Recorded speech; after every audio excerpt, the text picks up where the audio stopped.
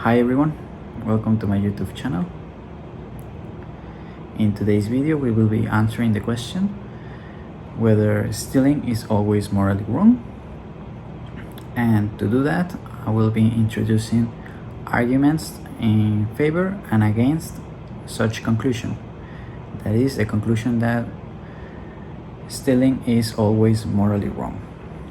I'm not saying that with this video I have found the absolute truth, the final truth that has no counter arguments against it, but it's just an invitation to think about the arguments that could be adequate to believe in, and also an invitation to think that believing in arguments it's a good thing.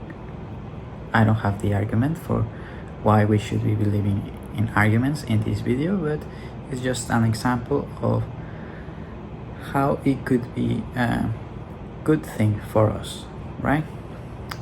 So, well, let us begin. Let us say that we are in favor, and so we want to reach the conclusion that stealing is always morally wrong.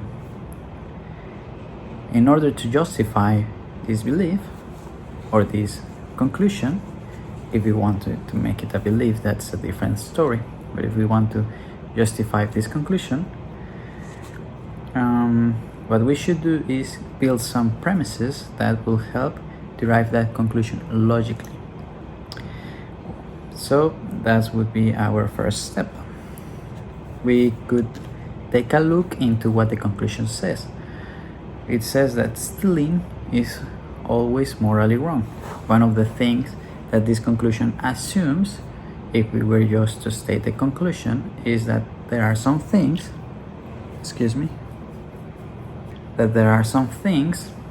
that or there exists some things that are always morally wrong, regardless of the scenario.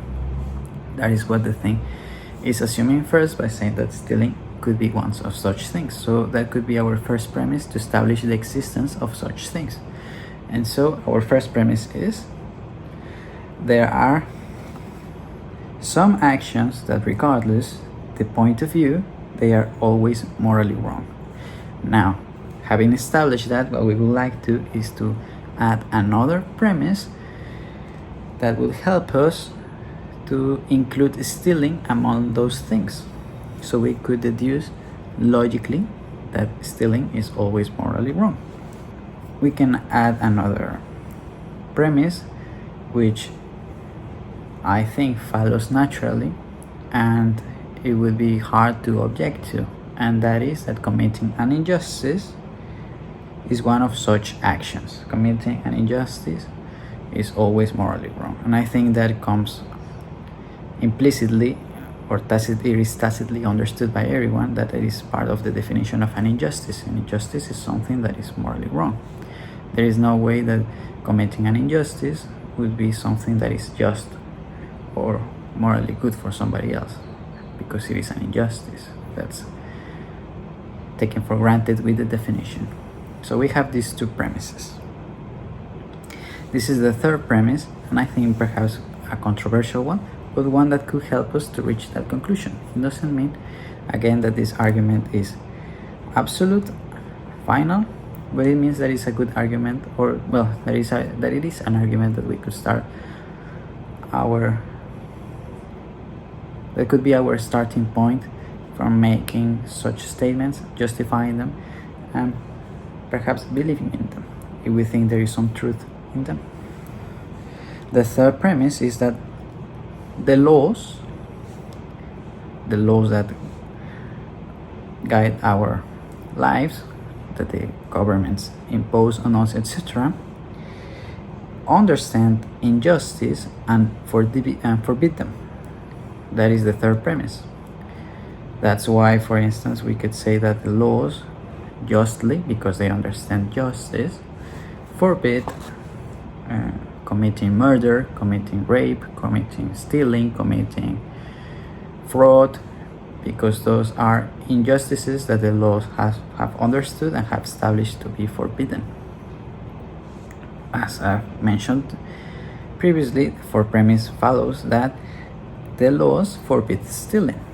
And the next step is, therefore, stealing is an injustice, because the laws which understand injustice forbid stealing. Stealing is an injustice, and if stealing is an injustice, therefore stealing is always morally wrong. That's how we reach, with the links of the previous premises, the conclusion that stealing is always morally wrong. This is the argument I thought in favor or in support of the conclusion or the belief that stealing is always morally wrong. Do you think it's a good argument? Do you think it's a bad argument? It is definitely an argument from the law, or appealing to the law, or a political argument, you could also call it. And I think most of the weight will lay or stand in whether you think the laws properly understand, or at least approximate in understanding, what is justice and what is injustice. Whatever you think about this argument, I will be very happy to listen to you, to read you in the comments. If you have something to add, if you have something to object, if you think it is a good argument worth believing in, and you think that it conveys the truth, you think it is a proof of why stealing is always morally wrong, or maybe you have even a refutation, and that would close this argument forever, and that would be also awesome, because it would help us advance in our knowledge and in understanding the nature of these things, right? But the question remains, do you think it's a good argument to believe in, if somebody believed in it, for instance? Now, I'm going to share with you an argument that is against this conclusion. So, what we want to conclude is that stealing is not always morally wrong. It is the negative of the negation of the conclusion that we want, that was stated in the beginning. Stealing is always morally wrong. We want to conclude stealing is not always morally wrong. How can we do that? How can we start constructing our premises, our argument, our formulas, in order to reach that conclusion that we desire to reach? Well, one of the things I thought of was that if we consider an action, and in all the occurrences of that action, if there is an instance where the action committed is not morally wrong, it means that it is not always morally wrong. It could be that the action is generally wrong, but if there is the existence of at least one scenario, one instance where the action is not morally wrong, it means that it is not always morally wrong, perhaps not inherently morally wrong. Who knows? What is that? But what we were trying to establish is that it's not always. Always requires that it is morally wrong in all scenarios. So that is our first premise, and this is I think a helpful premise, because it helps us to build a case by showing an example where this conclusion, where this statement is false. I think that's a good way to try to refute a universal statement. You just only need a universal, means that it has to apply for every single case to which the statement has the scope of. In order to refute that, you just need to show an instance where it is not valid or is not true. Therefore, it is not a universal statement. it is not a true universal statement, I'm sorry. And the statement, it is a universal because it has the word always. So that is the first premise. If there is a case where the action is not morally wrong, then it is not always morally wrong, and I think that is logically valid. The second is an assumption that I think is not that outrageous, and I think is an assumption that, or maybe it's justified in some way, but I don't remember how, but at least it's one of the beliefs in utilitarianism, which is if the actions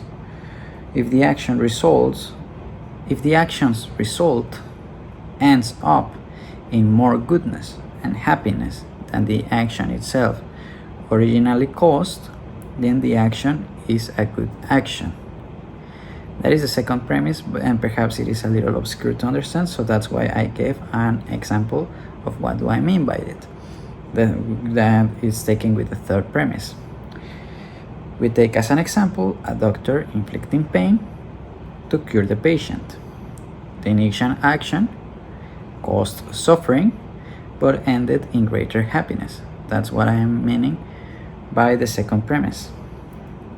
The result of the action ends up with more goodness or more happiness than the action originally caused. In the example of the doctor, it originally caused suffering, pain.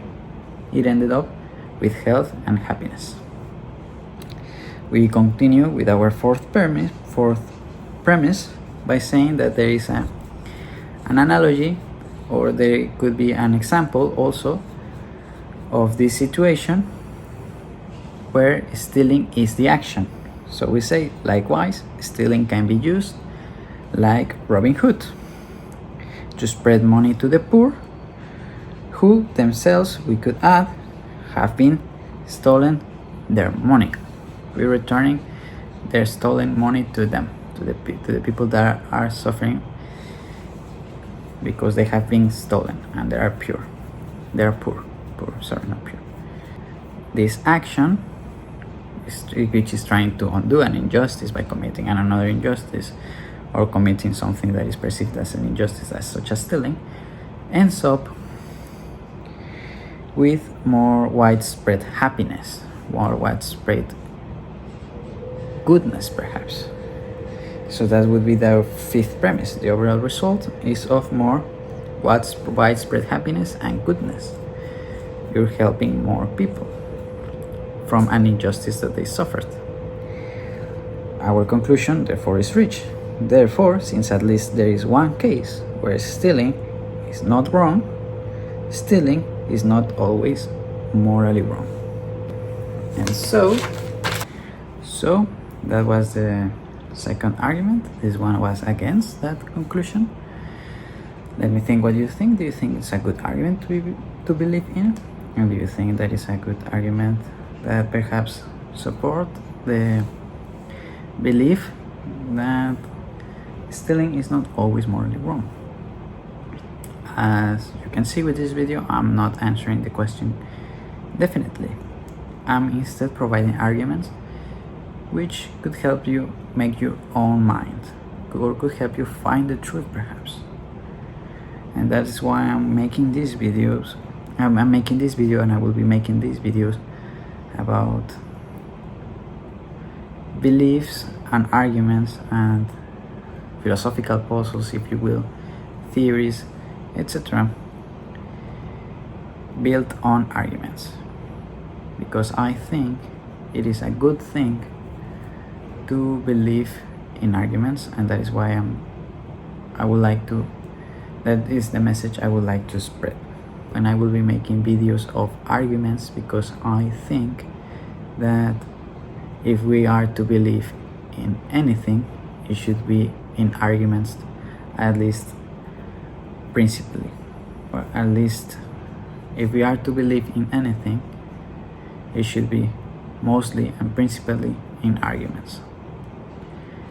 But why? I'm just stating it. I have not given you the argument for why we should be believing in arguments. That will be the topic of my next video, as it is for now.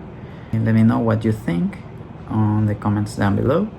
I will be very happy to read what are your intuitions about these arguments, if either of them convinced you in some way, if you think, or maybe none of them, and you came up with another one to find the solution to this query.